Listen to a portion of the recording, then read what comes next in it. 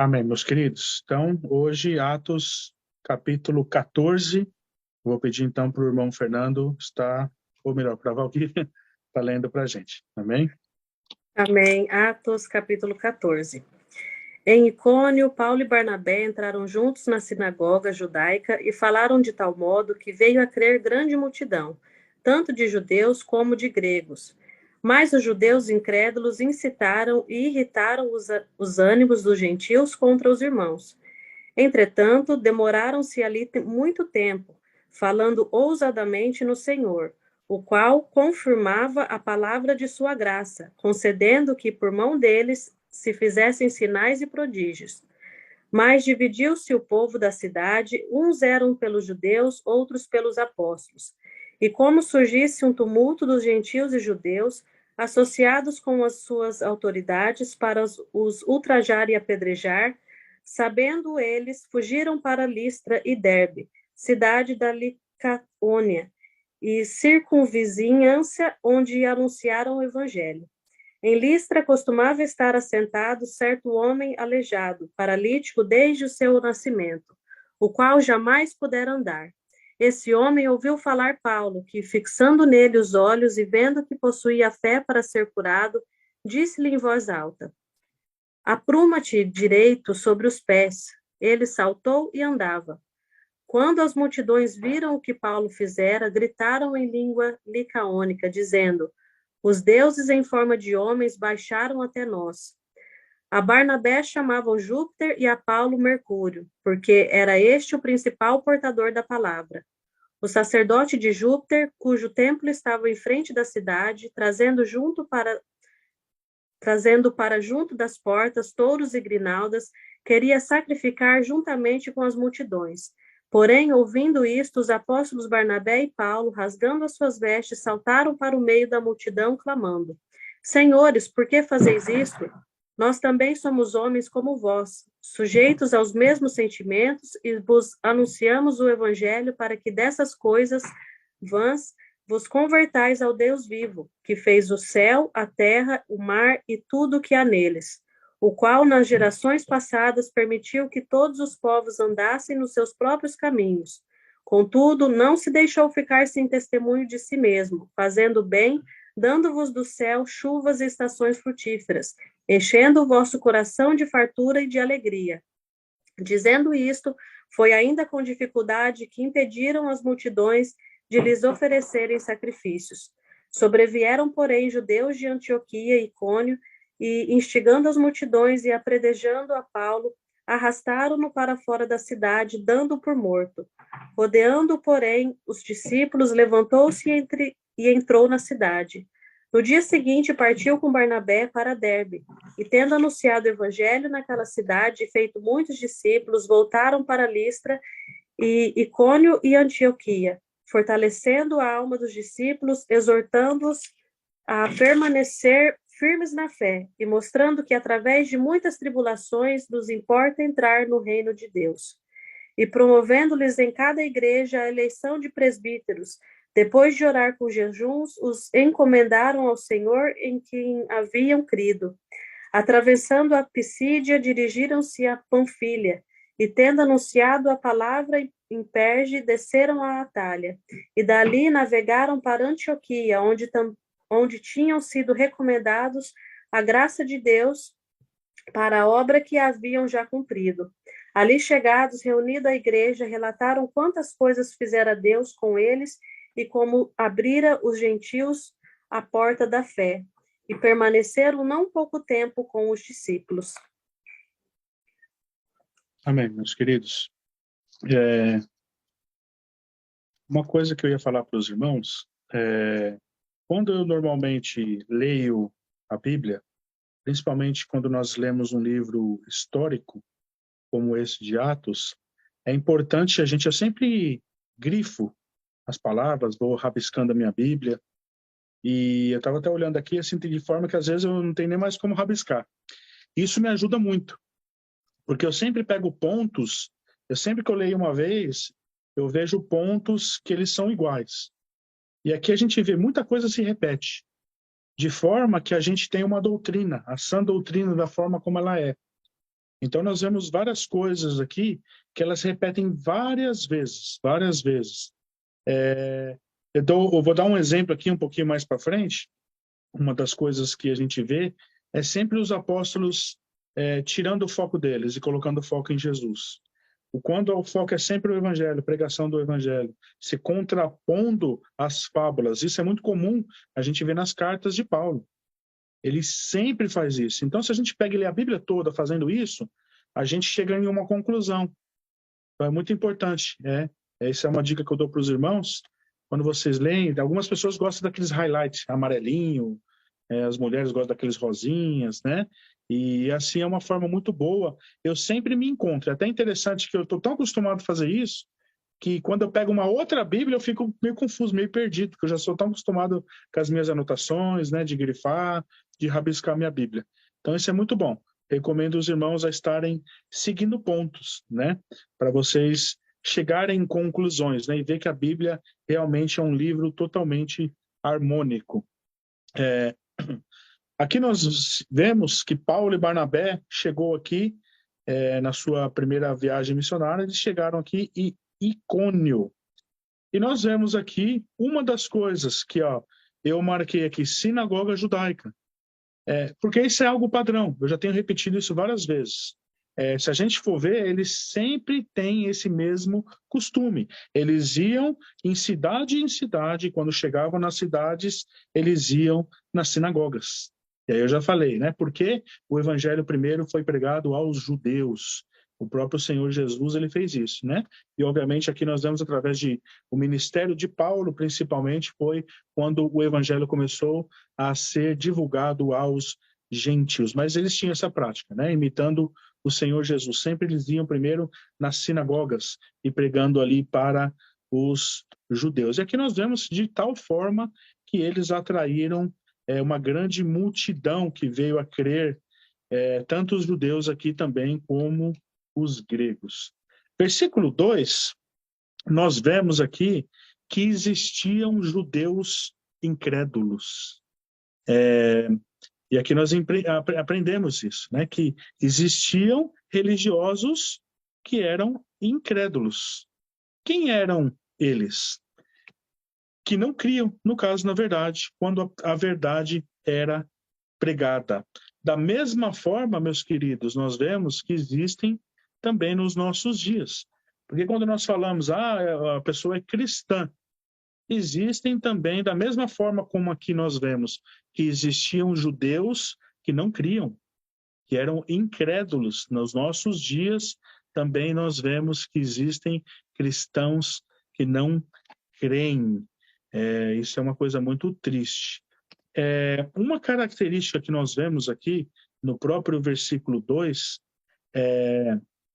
que aqui os judeus incrédulos, o que eles fizeram? Qual que é a reação? Uma das reações do judeu incrédulo, e no caso aqui, contextualizando o que seria a reação também de um cristão incrédulo, eles fariam a mesma coisa. É uma pessoa que ouvem a verdade, dão as costas para a verdade, e o que eles fazem? Incitaram aqui os ânimos dos gentios contra os irmãos. Eles causam confusão. Ou seja, são pessoas que normalmente eles ouvem o evangelho, eles não recebem bem e eles querem causar confusão, eles ficam bravos. E nós vemos que tem um motivo porque isso acontece. Porque realmente a Bíblia ela confronta o nosso coração. De forma que ela, como o próprio Billy Graham, ele dizia que o evangelho ele mata o nosso ego. E realmente, né, ele mata o nosso ego diariamente.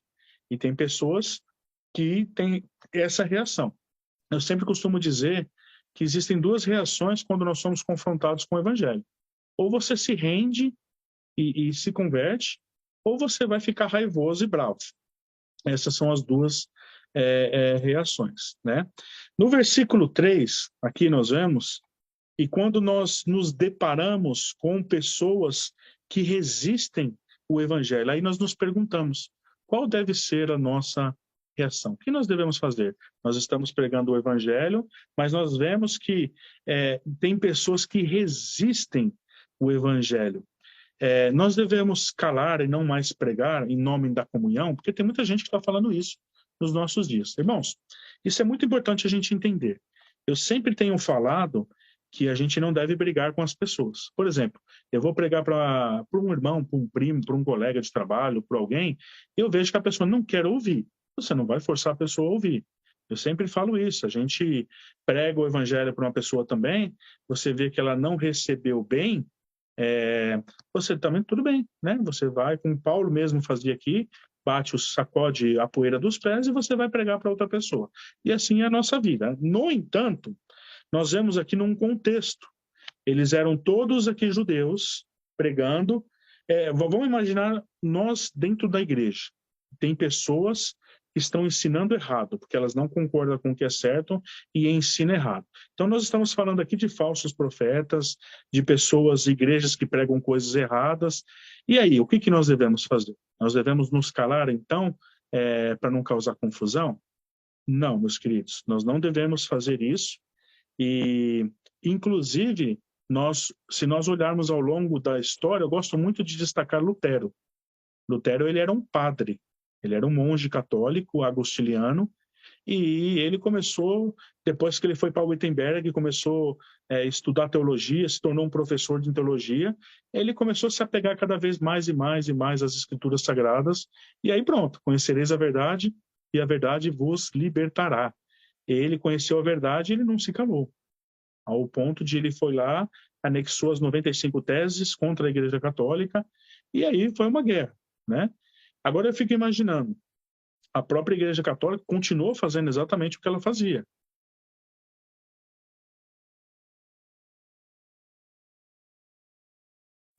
Desculpa, irmãos, eu vi que cortou aqui, que alguém está ligando, tá? Tá, continuando aqui, falando da Igreja Católica, não muito tempo atrás, eles rezavam, né, e celebravam a missa em latim. Isso no Brasil, né? Então nós vemos que as pessoas não entendiam nada. E aí, né? Se Lutero não tivesse ali anexado as 95 teses, se Deus não tivesse causado aquela explosão da reforma protestante no século XVI na Europa, isso abrangeu todos os países da Europa, de forma que as pessoas começaram a ser libertas. E o grito de guerra da reforma foi sola escritura, né? Somente as escrituras sagradas. Isso é maravilhoso.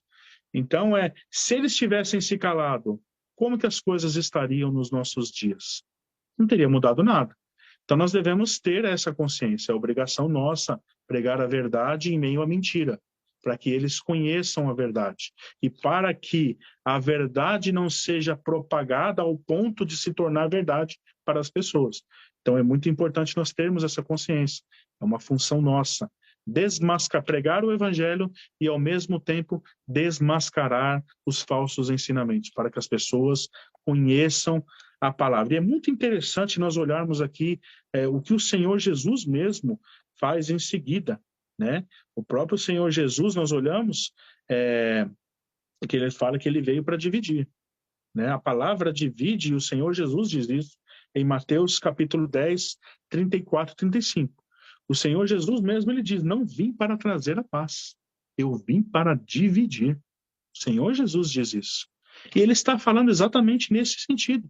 Exatamente, porque se nós olharmos aqui o que está dizendo, é justamente isso. A palavra, ela divide, né? E aqui nós vemos que a palavra, eles pregavam no versículo 3 de uma forma ousada. Aqui nós vemos, entretanto, demoraram-se ali muito tempo, falando ousadamente no Senhor, e qual confirmava a palavra. Então, ou seja, eles pregavam a palavra de uma forma ousada. Isso aqui, contra aqui, as pessoas que iam contra a palavra. E eles continuavam pregando de uma forma ousada. Nós devemos fazer da mesma forma. E assim, o que acontece? A palavra vai sendo confirmada. E quem faz isso, meus irmãos, é o próprio Senhor, o Espírito Santo, convencendo os corações das pessoas. Mas nós devemos ser fiéis, da mesma forma como Paulo está fazendo aqui, né? Então é isso, meus queridos. É muito importante nós destacarmos aqui que nós devemos ser ousados em pregar a palavra, como o apóstolo Paulo fazia, e para que a palavra, né, seja confirmada. E aqui nós vemos também que muitos sinais e prodígios eram dados pelas mãos deles, né, do apóstolo Paulo, e no caso aqui de Barnabé. E versículo 5, vamos dar uma olhadinha, né? Na verdade, na reação. Que eu falei o versículo 3, mencionei que o Senhor Jesus veio para dividir, e é exatamente isso aqui, ó, o versículo 4. Mas dividiu-se o povo da cidade, uns eram pelos judeus, outros pelos apóstolos. Isso se encaixa perfeitamente no que o Senhor Jesus disse. O que causa a pregação do evangelho? Ela divide. O próprio Senhor Jesus disse, o meu evangelho, eu não vim para unir, mas eu vim para dividir. Isso por causa disso. Porque alguns vão aceitar e outros não vão aceitar. E aí o povo vai se dividir. Aqui nós vemos, foi exatamente a consequência da pregação ousada de Paulo e Barnabé. O povo se dividiu aqui de forma muito terrível, que nós vamos ver aqui mais para frente, até uma grande perseguição aqui com o apóstolo Paulo. Versículo 5 aqui, versículo 6, nós vimos, então eles pregaram e houve toda essa confusão, aí eles fugiram, tiveram que fugir dali.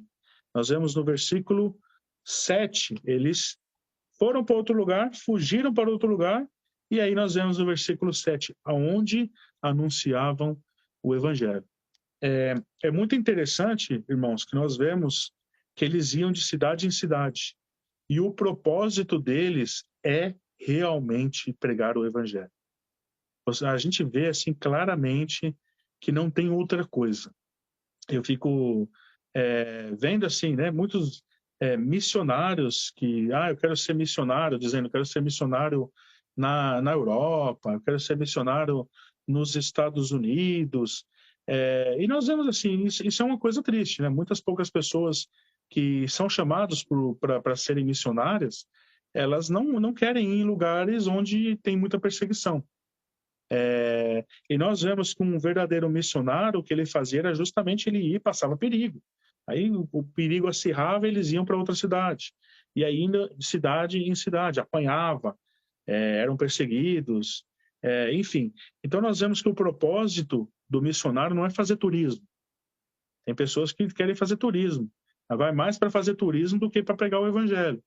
E nós vemos que aqui não tem como contestar, não tinha outra coisa. Não tinha outra coisa. Nós vemos sempre a pregação do evangelho, sempre um foco extremo na pregação do evangelho. Por isso que eu sempre falo, irmãos, nós devemos seguir da mesma forma. Na nossa liturgia de culto dentro da igreja, um culto, né, como o apóstolo Paulo mesmo diz, um culto organizado, com decência, um culto racional, onde a palavra é pregada e ensinada de forma como as pessoas entendam. Então, nós devemos também ter esse foco extremo em ensinar as pessoas. Por isso que eu sou um grande adepto da pregação expositiva, do estudo expositivo, que nós vamos capítulo por capítulo, versículo por versículo, lendo, conversando, tirando dúvidas. É assim que nós devemos fazer, irmãos. Isso é o foco extremo na pregação do evangelho. E nós devemos seguir desta forma, na forma como os apóstolos faziam. Então, entrando aqui depois no versículo 7, entrando no versículo 8 e no versículo 10, nós vemos aqui a cura de um coxo. E nós vemos que essa cura, ela é bastante parecida com a que o apóstolo Pedro fez, de um aleijado aqui, paralítico, desde nascimento. E nós vemos, irmãos, que, como a própria palavra disse aqui, muitas maravilhas e prodígios eram feitas pelas mãos dos apóstolos. E isso confirmava o ministério dele. Eu gosto muito de falar isso, sempre reiterar isso. Nós vemos que tudo isso, nós vemos a precisão aqui de Lucas em enfatizar essas coisas justamente para confirmar o apostolado de Paulo. Por que eu digo isso, irmãos? A gente já falou bastante sobre isso, inclusive. Muita gente hoje em dia fala que o apóstolo Paulo, eu gosto de Jesus, eu gosto, né, João, o apóstolo do amor, mas o Paulo eu não gosto dele. Paulo é racista, não gosta de mulher, e aí todo esse papo todo. é muito importante a gente nunca dar ouvido a essas coisas, nunca cair nessas coisas. Porque se a gente ouvir isso e realmente acreditar nisso, a gente está estudando o evangelho de bobeira. Porque a Paulo foi dado todas essas cartas, todas essas revelações que nós temos hoje. E nós vemos que Lucas, ele é muito preciso em enfatizar que os prodígios confirmavam ali o apostolado do apóstolo Paulo. Nós estudamos as cartas do apóstolo Pedro e nós vemos que o próprio apóstolo Pedro confirma, né, que os ensinamentos que eram difíceis do irmão Paulo. Então, o próprio Pedro confirmando ali, ó, os ensinamentos do nosso irmão Paulo. A própria Bíblia confirma. Um apóstolo confirmando os ensinamentos de outro apóstolo. Então, é muito importante, meus irmãos, nós não perdemos o foco da palavra, não dar ouvidos. Existem tantas heresias hoje, irmãos, tantos absurdos que são pregados nos nossos dias. Isso reflete muito nas liturgias de culto. Nós vamos em cultos, nós vemos absurdos, coisas que não têm base nenhuma. Pelo contrário, são coisas ocultas e coisas místicas que as pessoas fazem que se assemelham mais ao espiritismo, muitas vezes, do que o evangelho. Então, vivemos em tempos terríveis, em tempos de apostasia, em tempos que a Bíblia nos diz que viriam esses dias. Então, nós devemos estar focados, meus queridos irmãos, sempre na pregação do evangelho, analisando, grifando, e meditando na palavra de Deus, porque a palavra de Deus é a verdade e a palavra de Deus é a vida, meus queridos irmãos. E nós vendo aqui que após Paulo ter feito essa cura, o povo incrédulo ali de Listra, eles começaram a chamar Paulo e Barnabé de deuses, começaram a dizer ali que eles eram deuses. Nós vemos aqui no versículo 11, que diz que quando as multidões viram o que Paulo fizera, gritaram em língua aqui, né, licaônica, dizendo: os deuses em forma de homens baixaram até nós. E aqui nós vemos no versículo 12, a Barnabé chamavam Júpiter e a Paulo Mercúrio, porque era esse o principal portador da palavra. Então é bem interessante também o porquê que eles chamaram Paulo de Mercúrio e chamaram, no caso, Barnabé de Júpiter. O texto grego, meus queridos irmãos, usa Zeus e Hermes. Então, se nós olharmos na tradução, a Vulgata, que é a tradução, no caso, em latim, ela usa Júpiter aqui no caso e Mercúrio. Mas se nós olharmos, no caso, a tradução grega, não é esses nomes. O nome é Zeus e Hermes. Então, essa aqui é uma tradução da Vulgata, né? A Vulgata é de Jerônimo, né? Que para os católicos é São Jerônimo. Ele traduziu a Vulgata, que é a tradução latina do grego. Então, nós vemos aqui, na tradução latina, esses os nomes em latim, que é usado Júpiter e Mercúrio. No caso do sistema romano, dos deuses, Júpiter era o deus rei. E no caso do politeísmo grego, Zeus, no caso, era o rei dos deuses. Os gregos e os romanos tinham os mesmos deuses, só que no caso eram nomes diferentes que eram dados. Zeus e Hera, e nós vemos Júpiter e Juno, no caso, que é no latim.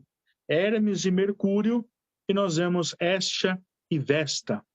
E Atena e Minerva. Então nós vemos aqui, na verdade, são os mesmos deuses que eles usam, mas com nomes diferentes, obviamente, porque eram línguas diferentes. Agora, algo interessante, até se nós olharmos na mitologia grega, o nome Hermes era, no caso, o mensageiro de Deus. E é justamente aqui o oposto de Mercúrio, que era também o mensageiro de Deus. Mas eu gosto sempre de destacar Hermes, porque se nós olharmos a etimologia da palavra grega, Hermes, a palavra, no caso, hermenêutica, que é uma ciência muito importante na teologia, que nós usamos para interpretar a Bíblia como ela é. Então, essa ciência hermenêutica, ela vem da palavra Hermes, justamente, que é mensageiro. Então, é eu gosto de destacar essa informação aqui, né? Obviamente, nós temos uma influência grega muito grande em todas as línguas, na verdade. E isso justamente por causa da Bíblia, que foi traduzido o Novo Testamento também, a Septuaginta, o Velho Testamento também traduzido no grego. Então, em todas as línguas tem uma influência muito grande do grego e, obviamente, também do latim. Versículo 14 a 17, vemos a reação de Paulo e Barnabé. E aqui é outra coisa que eu sempre falo, eu gosto de destacar coisas que os discípulos, os apóstolos, eles fazem sempre, que é um padrão. E nós vemos aqui que qual foi a reação de Paulo e de Barnabé? Eles adoraram, né, ser chamado de deuses. Nossa, ficamos tão felizes porque eles acharam que nós éramos deuses. Não foi isso, não. Eles não ficaram, na verdade, nada felizes. Eles ficaram, na verdade, bravos. Olha que interessante, meus irmãos, a reação deles. Eles ficaram bravos. E aqui no versículo 14 diz: porém, ouvindo isto, os apóstolos Barnabé e Paulo. Eu quero destacar isso aqui também, para a gente entender também, antes de continuar, que aqui o versículo 14 fala os apóstolos Barnabé e Paulo. Muitas pessoas olham aqui e falam, mas Barnabé não era apóstolo. Tem duas formas da gente entender o apóstolo. Ela pelo significado e ela pelo ministério que ele tinha. Aqui, no caso, o significado da palavra apóstolo quer dizer o enviado. No caso, os apóstolos aqui, a tradução está dizendo os enviados. Aqui, no caso, Paulo e Barnabé eram os enviados. Então, não está querendo dizer que Barnabé era um apóstolo como os 12 e o apóstolo Paulo também, que era o apóstolo dos gentios. Não é isso, não. Por que eu digo isso? É interessante a gente entender. O que é um apóstolo, meus irmãos? Quem que é um apóstolo e por que eles são apóstolos? Os apóstolos foram as pessoas que aprenderam diretamente do Senhor Jesus. Então, existiram 12 apóstolos que foram ensinados diretamente do Senhor Jesus, sendo que Judas Iscariotes, ele morreu, e depois eles escolheram na sorte, como já vimos no começo de Atos, Matias foi colocado ali no lugar de Judas. Tirando esses 12, não existem outros apóstolos, além do apóstolo Paulo. Por que o apóstolo Paulo ele é um apóstolo? Ele mesmo fala, porque ele não aprendeu o evangelho de ninguém. Ele mesmo diz isso. Foi tudo revelado para ele pelo Senhor Jesus Cristo, e ele ensinou diretamente do Senhor Jesus. Então, apóstolos, eles foram as pessoas, os enviados nesse sentido, para estabelecerem ali as fundações do cristianismo, da igreja. E foram só eles, não existem mais. Eu citei já algumas vezes essa expressão, o pastor Hernandes Dias Lopes, ele sempre fala que apóstolo bom é apóstolo morto. E eu concordo plenamente, apóstolo bom é apóstolo morto, porque só existiram eles, não existem mais. Aí as pessoas perguntam, hoje em dia, existem apóstolos nos nossos dias? Se for nesse sentido de você falar, eu sou um apóstolo, eu sou um enviado, nesse sentido, sim. Você pode dizer que você é um enviado, né? Se você está indo no nome do Senhor, a palavra diz, bendito é aquele que vai no nome do Senhor. Então, se você vai no nome do Senhor, você está indo pregar o evangelho, você é um embaixador de Cristo aqui na terra, você pode dizer que você é, nesse sentido, um enviado de Deus, um apóstolo nesse sentido.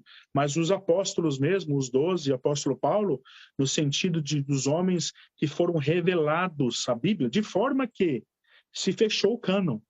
Nós não podemos acrescentar mais nada à Bíblia. Só existiram eles, justamente por causa disso. Se existissem ainda apóstolos nos nossos dias, eles poderiam receber mais revelações de Deus e acrescentar coisas à Bíblia.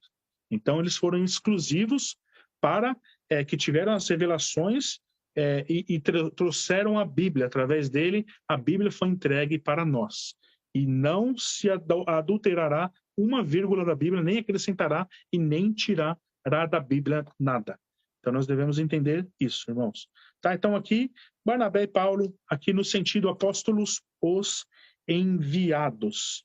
Então, nós vemos aqui qual foi a reação, continuando o que eu estava falando, a reação deles eles rasgaram as suas vestes. Eles ficaram indignados por serem chamados de deuses. Isso é interessante para nós refletirmos, meus irmãos, nos nossos dias, porque as pessoas hoje elas querem muito serem exaltadas.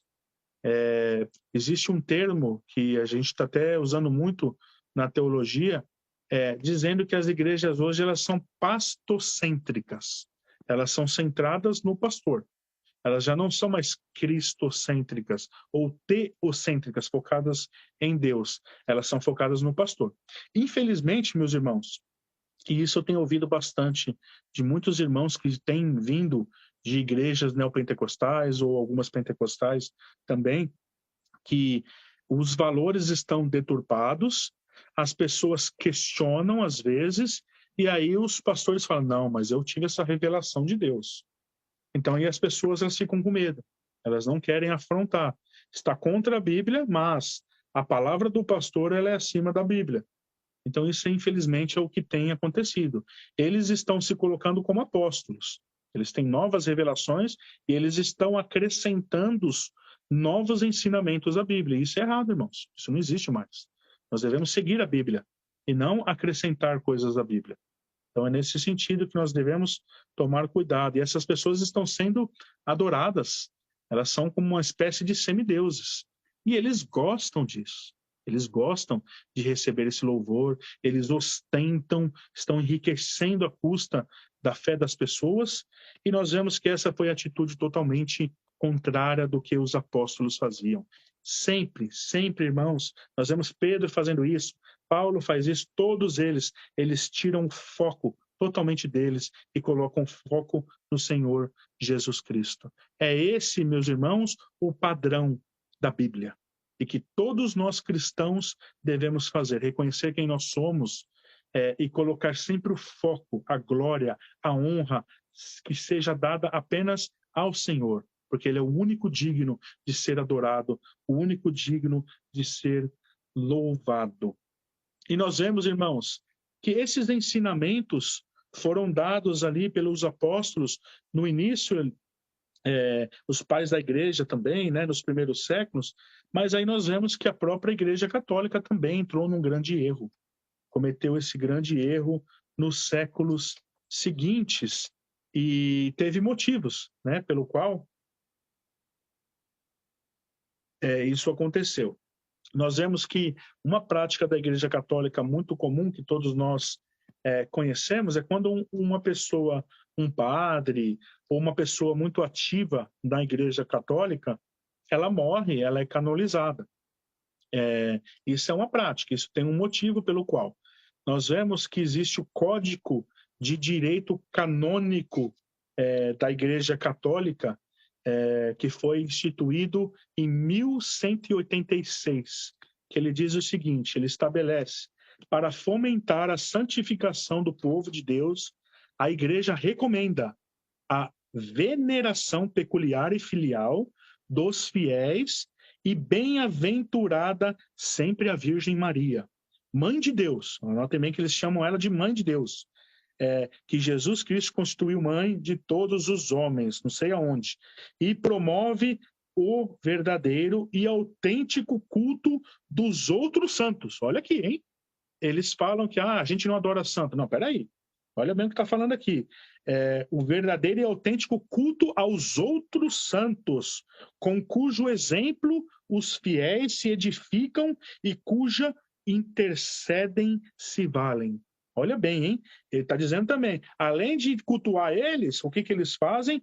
Eles intercedem por nós. E ainda, no artigo de 1187 diz, só é lícito, olha bem a instrução aqui, só é lícito venerar com culto, olha a palavra, culto público os servos de Deus. Olha bem isso, que foram incluídos pela autoridade da igreja. Não é a igreja de Deus, não. É a igreja católica que fala isso. A gente vê muito quando a gente fala, vocês adoram Maria, vocês adoram santo. Eles falam, não, a gente não adora, não. A gente só venera. Irmãos, venerar. Mas notem bem aqui, ó. A instrução católica mesmo venerar com culto. Então eles falam, a gente não adora, a gente venera. Mas a instrução deles é venerar com culto. Irmãos, a Bíblia é muito clara. Somente a Deus adorarás. E somente a Deus o quê? Prestarás culto. O culto é sobre Deus. Então você não pode venerar e cultuar a pessoa, né? Você não pode fazer isso, só Deus, somente Deus. Não interessa se foi o apóstolo Paulo, grande homem de Deus. Irmãos, é interessante até. Eu sou um grande admirador do apóstolo Paulo. Puxa vida, todos nós cristãos somos. E somos de Maria também. Puxa, não existiu mulher mais bem-aventurada do que Maria. Vocês já pararam para pensar nisso? Maria gerou Jesus. Maria gerou o Senhor Jesus. Que mulher bem-aventurada. Porque as pessoas acham, vocês pregam contra Maria, vocês odeiam Maria. De forma alguma, Maria foi a mulher mais bem-aventurada da Bíblia. Uma mulher que foi abençoada por Deus, recebeu uma graça maravilhosa de Deus. Só que nós admiramos ela, como admiramos Paulo, os grandes heróis da fé. Isso não tem problema. Agora, o que nós não podemos fazer é cultuar ou venerar ninguém. Eu até falo que no culto é só para o Senhor, irmãos. Aquele momentinho de 1 hora ali, ó, totalmente para Deus. Todos os cânticos, todas as orações, tudo dirigido ao Senhor, o único. Não para homens, não homenagens para homens, não orações para santos. Irmãos, uma coisa que a gente tem que entender. A Bíblia, ela diz que uma vez que nós morremos, vem o juízo para todos os homens. Uma vez que nós morremos, o juízo. Então, Paulo morreu, ele está no céu. Maria também está no céu. Alguns vão para o céu, alguns não vão para o céu. Agora, no estado que a pessoa se encontra após a morte, não tem como ela interceder por nós. Então, nós devemos entender isso. Então, não adianta você pedir a oração da Maria, pedir a oração do Paulo, pedir a oração do Pedro, ou de qualquer outra pessoa, irmãos. Não vai te escutar. O único que intercede com o homem, né? É o Senhor Jesus Cristo, e mais ninguém. Então é importante a gente entender isso também. E nós vemos, continuando aqui no versículo 19, que Paulo foi aqui apedrejado. Agora é interessante, irmãos, a gente vê a violência aqui. Aqui foi algo muito violento.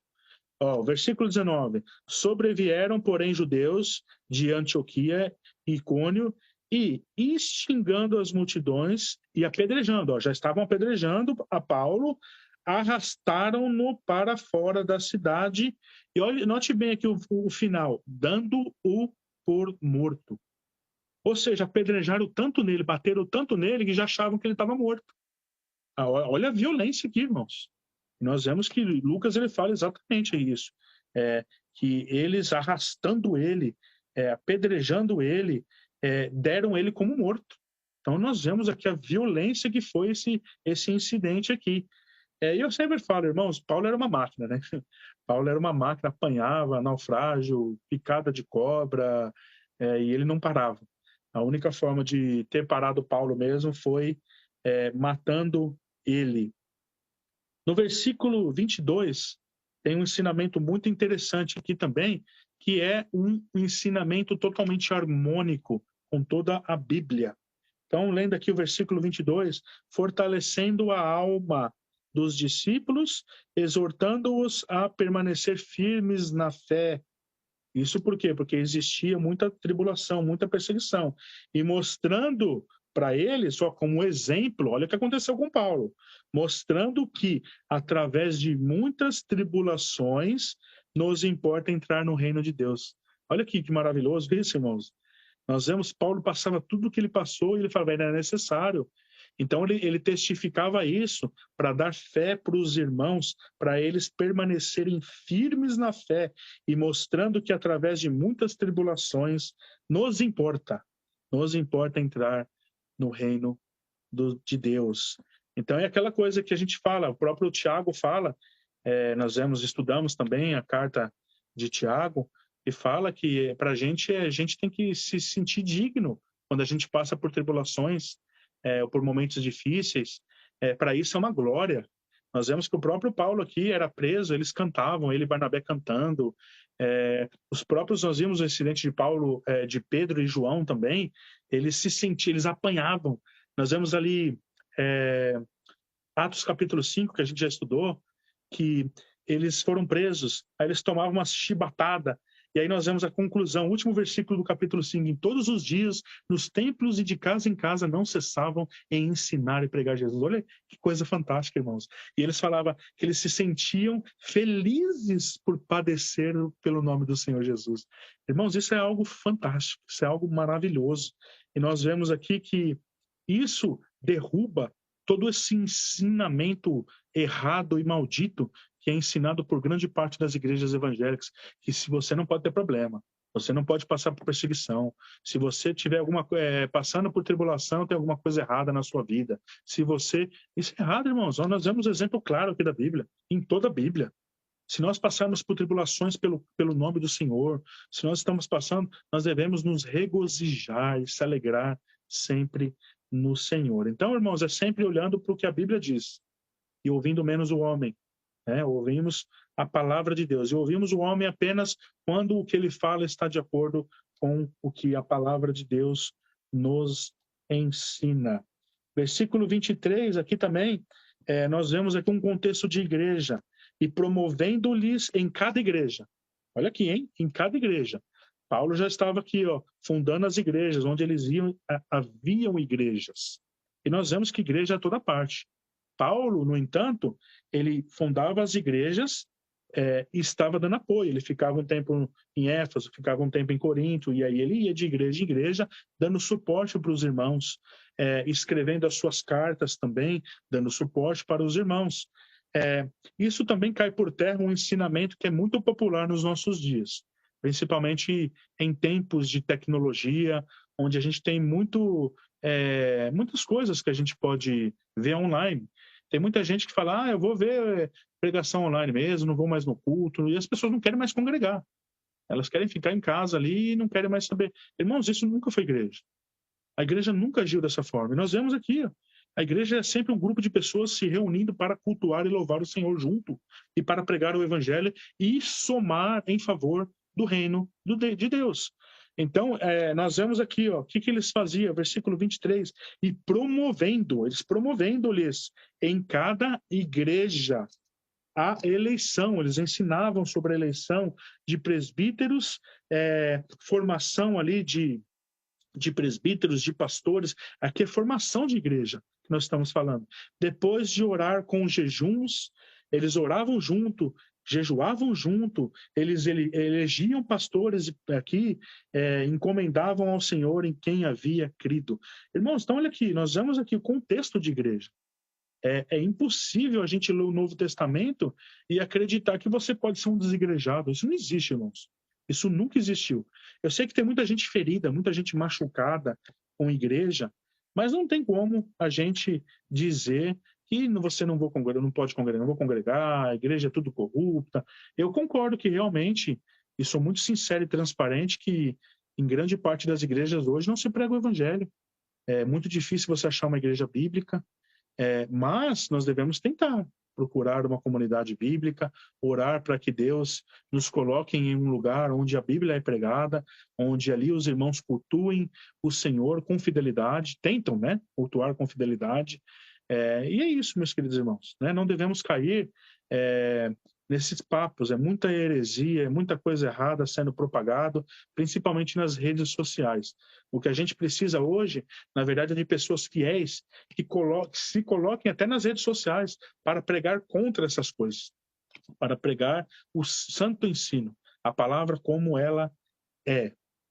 E aqui nós vemos, meus irmãos, terminando aqui, que ali chegados, reunindo a igreja, reunindo com a igreja, relatavam as coisas que fizeram com Deus. Isso é comunhão, irmãos. Eles iam igreja em igreja e relatavam as grandes coisas que o Senhor fazia, e ali como abrira os gentios a porta da fé.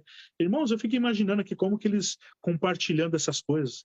Eu fico imaginando, às vezes você estava lá na igreja de Éfeso, ou de Corinto, na Laodiceia, e a gente vê Paulo ali chegando e contando todas essas histórias, os irmãos se alegrando, os gentios se convertendo. Isso era igreja, irmãos.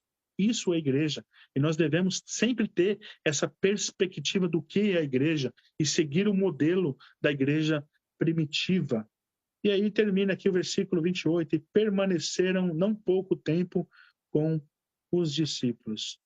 É isso, meus irmãos, né? Aqui a gente tem um contexto muito interessante de igreja, vemos aqui curas, prodígios acontecendo, a perseguição do apóstolo Paulo, e aqui nós vemos coisas maravilhosas que Deus fez através dos seus servos Paulo e Barnabé. Amém? Vou pedir para o Charles parar, no caso, a gravação, e eu vou fazer uma oração. Amém?